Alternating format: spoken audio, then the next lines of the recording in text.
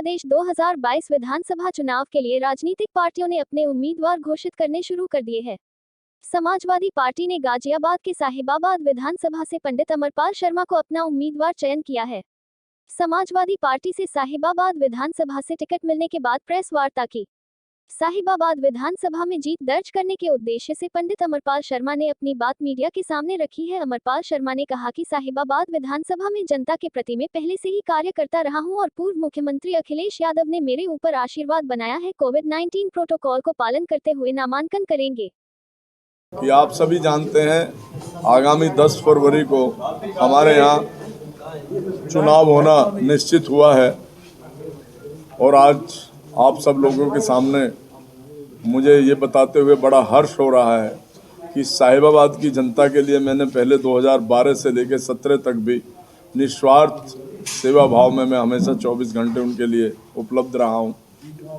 और पुनः एक बार माननीय राष्ट्रीय अध्यक्ष जी अखिलेश यादव जी ने मुझे आशीर्वाद दिया है और क्षेत्र की रुकी हुई समस्याओं को, रुके हुए विकास को पूर्ण करने के लिए उन्होंने कहा है कि आप क्षेत्र में जाइए और पुनः वहाँ से जनता का आशीर्वाद लेके उनकी समस्या का समाधान करिए। तो सबसे पहले मैं माननीय राष्ट्रीय अध्यक्ष जी श्री अखिलेश यादव जी का धन्यवाद करता हूँ और आप सबका भी धन्यवाद करता हूँ। कल हम नामांकन भरेंगे और मैं आपके माध्यम से अपने क्षेत्र की जनता से निवेदन करना चाहता हूं कि प्रोटोकॉल के तहत जैसे कोरोना को लेके एक गाइडलाइन है, उसमें 2 लोग से ज़्यादा नहीं जा सकते हैं और ना ही कोई सभा कर सकते हैं। इसलिए मैं हाथ जोड़ के उनसे विनती करता हूं कि वो सब लोग मुझे अपने घर से आशीर्वाद दें और मेरा हौसला अफजाई करें। पहले भी उन्होंने मेरी मदद करी है, इस बार भी मेरी मदद करें ताकि मैं उनकी सेवा कर सकूं। मैं हमेशा निष्ठा के साथ क्षेत्र की जनता, क्योंकि मेरा एक परिवार है, विधानसभा मेरा एक परिवार है और मेरा दायित्व है कि मैं परिवार की सेवा उसी तरीके से करूं जैसे एक परिवार का मुखिया अपने परिवार की सेवा करता है। मैंने निस्वार्थ कोरोना काल में भी जब चुने हुए जनप्रतिनिधि अपने घरों में सो रहे थे, अपने मोबाइल बंद करके सो रहे थे, मैं उस समय भी, जबकि मेरा बेटा स्वयं ऑक्सीजन में था, वह 22 ऑक्सीजन रह गई थी, कोरोना में था, लेकिन मैंने उसकी परवाह नहीं करी और मैंने क्षेत्र की जनता के लिए ऑक्सीजन उपलब्ध कराने की बात हो, चाहे जूते चप्पल प्रवासियों के लिए उपलब्ध कराने की बात हो, सूखा अनाज प्रोवाइड कराने की बात हो, जो जनता के लिए मैं कर सकता था वो मैंने निष्ठा के साथ किया है। और भविष्य में भी मैं चाहूँगा कि मैं इसी तरीके से निष्ठा से जनता के साथ जुड़ा रहूं और जनता की जितनी भी ज़रूरत की चीज़ें उनको पूरी करने का पूर्ण रूप से प्रयास करूँगा। क्यों वोट उतर चुके हैं, तो जनता क्यों आपको वोट दे? जनता मुझे इसलिए वोट दे, जनता ने मेरे पूरे 12 से लेकर 17 तक के कार्यकाल को देखा है और पिछले कार्यकाल में मैंने पूरी विधानसभा में लगभग 2400 करोड़ रुपए के कार्य कराए। कुछ कार्य जो मेरी प्राथमिकता पे थे उनकी स्टार्टिंग हो चुकी थी, लेकिन मौजूदा जनप्रतिनिधियों ने वो कार्य पूर्ण नहीं किए।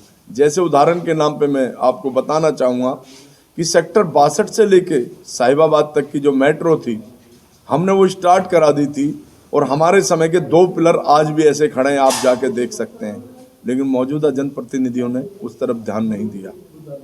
एक 100 बेड का अस्पताल ट्रांसजेंडर में स्वीकृत हो चुका था, धनराशि स्वीकृत हो चुकी थी, लेकिन मौजूदा जनप्रतिनिधियों ने उसकी तरफ भी कोई ध्यान नहीं दिया।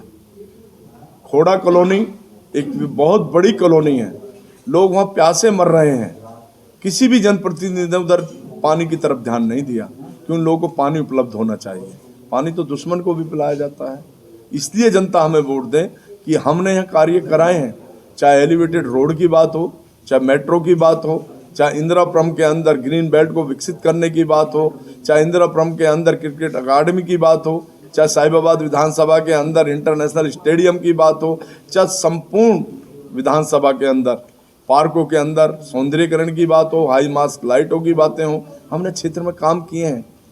चाहे हमारे इंदिरापुरम के अंदर एक हमने पहचान बनाई थी इंदिरापुरम की, इंदिरापुरम ट्रांसहिंडन समिति के नाम से एक भव्य रामलीला होती थी। राम के पुजारियों ने उस रामलीला की परमिशन तक नहीं दी हमें। इसलिए हम चाहते हैं कि हमारी जनता, जो हमारे क्षेत्र के लोग हैं, जो हमारे बच्चे हैं, वो हमारी संस्कृति को पहचाने। इसलिए हमने रामलीला स्टार्ट कराई थी, ताकि इस क्षेत्र में फिर दोबारा से रामलीला स्टार्ट हो सके, दोबारा से इस क्षेत्र में जो रुके हुए विकास कार्य हैं वो पूर्ण रूप से कराए जा सके। तो अभी किन वो कुछ मुद्दे आप बता पाएं जिनको लेकर आप जनता के बीच जा रहे हैं, क्योंकि अभी बीता 5 साल बीजेपी का बीता है यहाँ पर, तो आपको क्या लग रहा है उसमें कि क्या चीजें रह गई हैं या बीजेपी ने बहुत काम किया है, जो भी आपकी प्रतिक्रिया है? नहीं, मैं आपसे जानना चाहता हूँ, आपने मेरे से क्वेश्चन किया कि आपकी बीजेपी से जो काम रह गए हैं, एक काम तो बताइए जो किए हों। जब कोई काम किया ही नहीं है तो रह कहाँ से गया? एक भी काम नहीं हो, पूरे इंदिरापुरम में एक सड़क तक नहीं बनी। आप मुझे बता दीजिए कोई सड़क बनी हो तो। आप मुझे बता दीजिए कहीं ट्रांसहिंडन के अंदर, साहिबाबाद विधानसभा के अंदर गंगा वाटर की कहीं स्टार्टिंग भी हुई हो।